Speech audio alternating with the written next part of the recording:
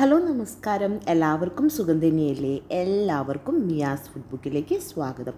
ഇന്നൊരു നാടൻ കുറുമയുടെ റെസിപ്പിയാണ്. നാടൻ ചിക്കൻ കുറുമയാണ് ഇന്ന് ഉണ്ടാക്കുന്നത്. അപ്പോൾ സിമ്പിളായിട്ടുള്ള ഇൻഗ്രീഡിയൻസ് മതി, നമ്മുടെ വീട്ടിലുള്ള ഇൻഗ്രീഡിയൻസ് മതി. അതുപോലെ തന്നെ നല്ല രുചികരമായി നമ്മൾ ഹോട്ടലിൽ നിന്നൊക്കെ മേടിക്കുന്ന പോലെ തന്നെ നല്ല ടേസ്റ്റിലുള്ള കുറുമ എങ്ങനെ പെട്ടെന്ന് തന്നെ വീട്ടിലുണ്ടാക്കിയെടുക്കാം എന്നാണ് ഇന്നത്തെ വീഡിയോയിൽ പറയുന്നത്. അപ്പോൾ വീഡിയോ ഫുള്ളായി കണ്ടതിന് ശേഷം നിങ്ങൾക്ക് വീഡിയോ ഇഷ്ടപ്പെടുകയാണെങ്കിൽ ലൈക്ക് ചെയ്യാനും നിങ്ങളുടെ ഫ്രണ്ട്സിനും ഫാമിലിക്കും ഷെയർ ചെയ്യാനും മറക്കരുത്. അപ്പോൾ നമുക്ക് എങ്ങനെയാണ് ഈ അടിപൊളി ചിക്കൻ കുറുമ ഉണ്ടാക്കിയെന്ന് നോക്കിയാലോ. ഒരു ഉരുളി സ്റ്റൗമ് വെച്ചിട്ടുണ്ട്. അപ്പം അതിലേക്ക് 1 ടേബിൾ സ്പൂൺ വെളിച്ചെണ്ണ ഒഴിച്ചിട്ടുണ്ട്. അതിലേക്ക് ഒരു വലിയൊരു സവോള കട്ട് ചെയ്തത് ഇട്ട് കൊടുക്കുകയാണ്.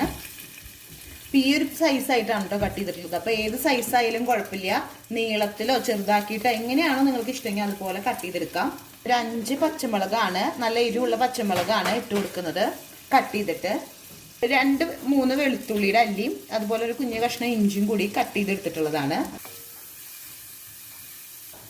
ഇതിലേക്ക് ഒരു 1/2 ടീസ്പൂണിൻ്റെ അടുത്ത് ഉപ്പ് ചേർത്ത് കൊടുക്കുന്നുണ്ട്. കയ്യിൽ വെച്ചിട്ടൊന്ന് ഇളക്കി കൊടുക്കതൊന്ന് വാടി വരട്ടെ. ഈ ഒരു ടൈമിൽ ഞാനൊരു 1/4 ടീസ്പൂൺ കുരുമുളക് എടുത്തിട്ടുണ്ട്, മുഴുവൻ കുരുമുളകാണ്. അതൊന്ന് ചതച്ചെടുക്കാൻ പോവാണ്. അതേപോലെ തന്നെ ഒരു 1/4 ടീസ്പൂൺ പെരിഞ്ചീരകം, ഒരു ഏലക്കായ, 3 കറിയാമ്പൂ, മസാല സ്റ്റാർ 2 കഷ്ണം, അതുപോലെ തന്നെ ഒരു കഷ്ണം പട്ട എടുത്തിട്ടുണ്ട്. അപ്പോൾ ഇതെല്ലാം കൂടിയിട്ടൊന്ന് ചതച്ചെടുക്കുകയാണ്. സവോളയും പച്ചമുളക് വെളുത്തുള്ളി ഇഞ്ചിയൊക്കെ ഒന്ന് വാടി വന്നിട്ടുണ്ട്. 1/4 ടീസ്പൂണിൻ്റെ പകുതി മഞ്ഞൾപ്പൊടി ചേർത്ത് കൊടുക്കുന്നുണ്ട്. അതേപോലെ തന്നെ ഒരു 1/2 ടീസ്പൂൺ മല്ലിപ്പൊടിയും ചേർത്ത് കൊടുക്കുന്നുണ്ട്. അതിനുശേഷം കയ്യിൽ വെച്ചിട്ടൊന്ന് ഇളക്കി കൊടുക്കുകയാണ്. ഇതൊന്ന് മൂപ്പിച്ചെടുക്കുകയാണ്. കാഷ്നട്ട് ക്രഷ് ചെയ്തത് ഒരു ടീസ്പൂൺ തന്നെ ചേർത്ത് കൊടുക്കുന്നുണ്ട്. അപ്പോൾ കാഷ്നട്ട് ക്രഷ് ചെയ്തത് ഇല്ലയെന്നുണ്ടെങ്കിൽ അവോയ്ഡ് ചെയ്യാം, ഉണ്ടെന്നുണ്ടെങ്കിൽ ചേർത്ത് കൊടുക്കുക. അപ്പോൾ 1 ടീസ്പൂൺ ചേർത്ത് കൊടുക്കുമ്പോൾ അത് ഈ മസാല മൂക്കുന്ന ഒരു ടൈമിലൊന്ന് ചെറുതായി ഒന്ന് മൂത്ത് വരും.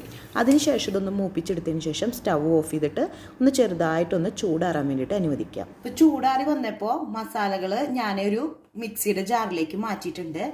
ഇതിലേക്ക് ഓൾറെഡി ചതച്ചെടുത്തിട്ടുള്ള മസാലപ്പൊടിയില്ലേ, അതൊന്ന് ഇതും കൂടി ചേർത്ത് കൊടുക്കുന്നുണ്ട്. ഒരു 1/4 ടീസ്പൂൺ. ഇനി ഒന്ന് മിക്സിയിൽ നന്നായിട്ടൊന്ന് അടിച്ചെടുക്കാൻ പോവാണ്. 250 ഗ്രാം ചിക്കൻ ഇവിടെ ഉരുളിയിലേക്ക് ഞാൻ മാറ്റിയിട്ടുണ്ട്. കഴുകിയെടുത്തതിന് ശേഷം സ്റ്റെയിൻ ചെയ്തെടുത്തിട്ടുള്ള ചിക്കനാണ്. അത് എല്ലുള്ള പീസുകളാട്ടോ. എല്ലുള്ള പീസായിരിക്കുമ്പോഴാണ് കൂടുതൽ ടേസ്റ്റ് ഉണ്ടാവുക. അപ്പോൾ അതിലേക്ക് ഞാനിപ്പോൾ മിക്സിയിൽ അരച്ചെടുത്തിട്ടുള്ള പേസ്റ്റ് ചേർത്ത് കൊടുക്കുകയാണ്.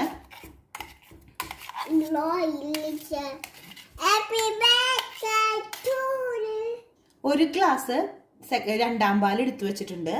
അത് ഞാൻ ഈ മിക്സിയുടെ ഈ ജാറിലെ മസാലയിലേക്ക് ഒഴിച്ചു കൊടുക്കാണ്.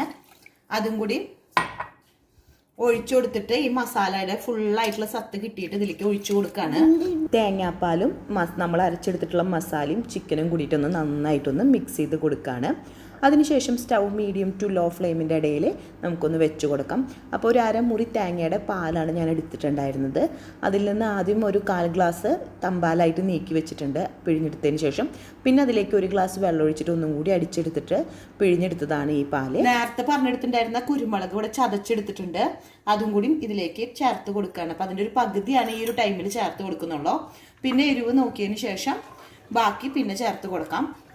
ഇപ്പോൾ കൂടുതൽ കുരുമുളകൊക്കെ ചേർത്ത് കൊടുത്തിട്ടുണ്ടെങ്കിൽ നമ്മുടെ കുറുമയുടെ കളർ തന്നെ മാറിപ്പോവും.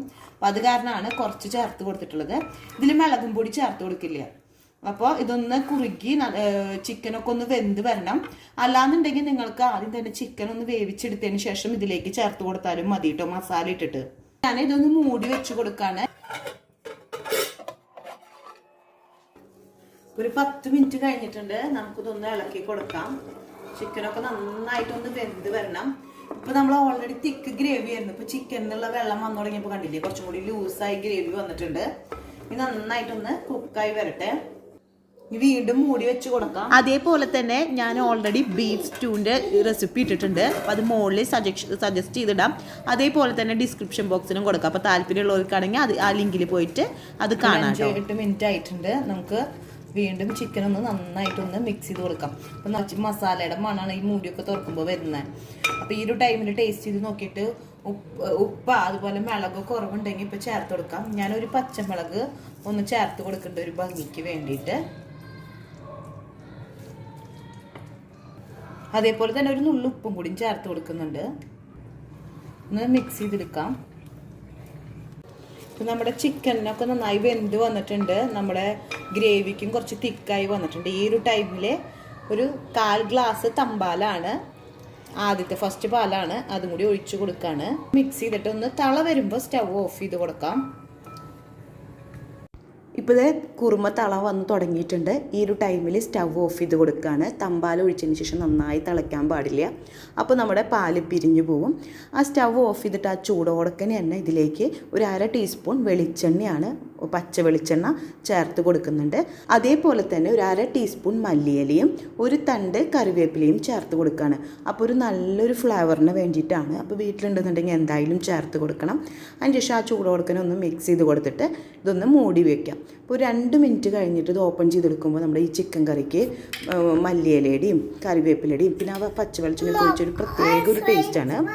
അതിനുശേഷം നമുക്കൊരു സർവിങ് ബൗളിലേക്ക് ചേഞ്ച് ചെയ്ത് കൊടുക്കാം.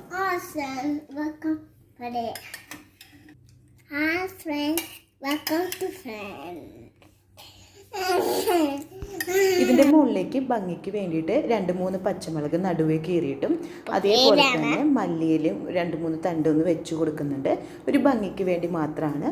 അങ്ങനെ നമ്മുടെ ചിക്കൻ കുറുമ ഇവിടെ റെഡി ആയിട്ടുണ്ട്. പെട്ടെന്ന് തന്നെ ഉണ്ടാക്കിയെടുക്കാൻ പറ്റും നമ്മുടെ വീട്ടിലുള്ള ഇൻഗ്രീഡിയൻസ് വെച്ചിട്ടാണ്.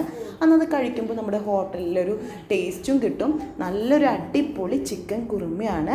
അപ്പോൾ ഇതിൽ മസാലപ്പൊടി എന്ന് വെച്ചിട്ടുണ്ടെങ്കിൽ നമ്മൾ ഫ്രഷ് ആയിട്ട് പൊടിച്ച കാരണം തന്നെ ഒരു നല്ലൊരു ടേസ്റ്റ് ഉണ്ട്. പിന്നെ അതേപോലെ തന്നെ മസാലപ്പൊടി കൂടുതലായി കഴിഞ്ഞാൽ കുറുമയുടെ ഒരു ടേസ്റ്റ് കുറയും ചെയ്യും. അപ്പോൾ എല്ലാവരും ട്രൈ ചെയ്ത് നോക്കണം. അടുത്ത ദിവസം പുതിയ വെറൈറ്റി റെസിപ്പി ആയിട്ട് വീണ്ടും വരാം. Thanks for watching. ബൈ.